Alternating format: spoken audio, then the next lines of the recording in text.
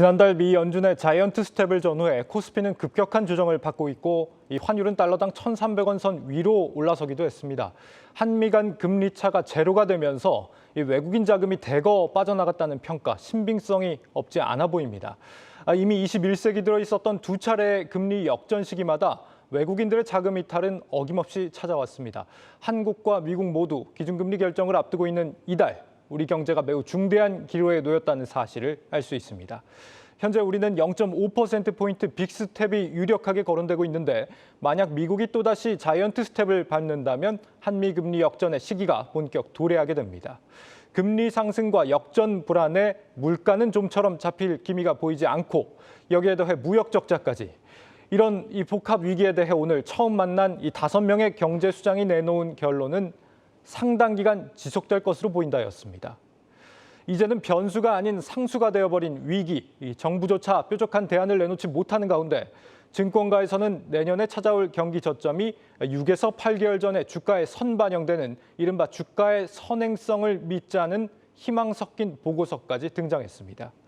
기대할 것 없는 하반기가 본격 시작됐습니다. 이 투자자들이 경기 방어주를 찾게 되는 것은 당연한 수순입니다.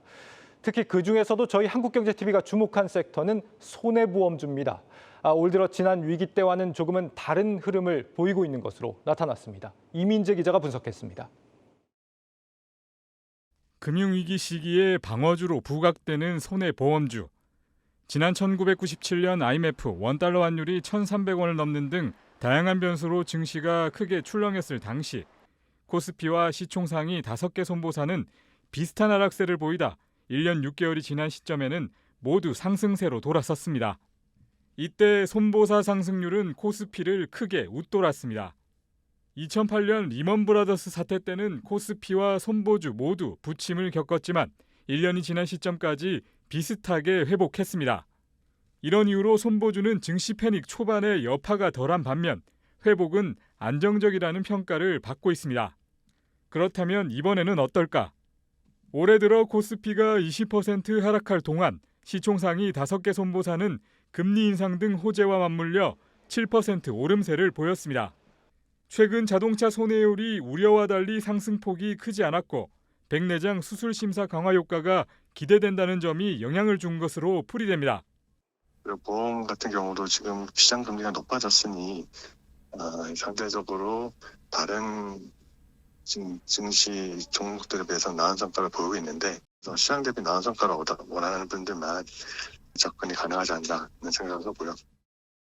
전문가들은 증시 반등과 방어주에서 민감주로의 주도 종목 변화 등 사례를 볼 때 적절한 투자 기간을 정하는 게 필요하다고 강조합니다. 내년까지는 손보주가 방어주 역할을 할 것이라는 전망이 우세합니다.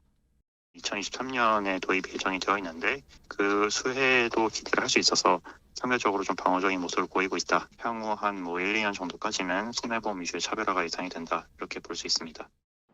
한국경제TV 이민재입니다.